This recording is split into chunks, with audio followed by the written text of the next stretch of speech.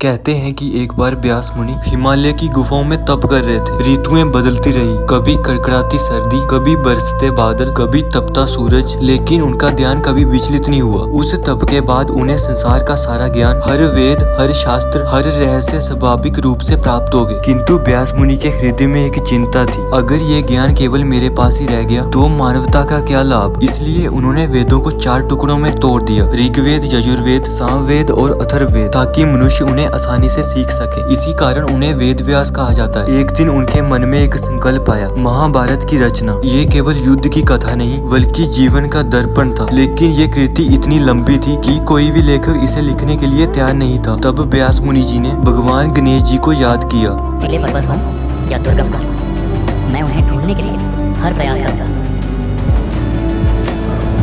गणेश जी ने कहा, मैं लिखूंगा, लेकिन शर्त ये है कि आप रचना करते समय एक क्षण भी न रुकें। व्यास मुनि मुस्कुराए, और मेरी शर्त ये है कि आप बिना समझे कोई भी श्लोक नहीं लिखेंगे। इस प्रकार महाभारत की रचना आरंभ हुई। व्यास मुनि गहन गूढ़ श्लोक कहते और गणेश जी उन्हें समझकर तुरंत लिख डालते। अगर उन्हें कोई श्लोक समझने में समय लगता तो उसी समय व्यास जी अगले श्लोक की रचना कर देते। सालों की साधना, ज्ञान और धैर्य के बाद संसार को मिला इतिहास का सबसे बड़ा ग्रंथ। आज भी कहा जाता है कि जो व्यास जी ने लिखा वो सत्य का निचोड़ है। जो महाभारत में है वह कहीं और नहीं, और जो कहीं और मिल जाए वो महाभारत में ही लिखा हुआ है। व्यास मुनि का जीवन हमें सिखाता है कि ज्ञान तभी सार्थक है जब वह सभी तक पहुँचे, मानवता के हित में, सत्य की उन्नति में, और इसलिए वह सदैव आदि गुरु के रूप में पूजनीय है।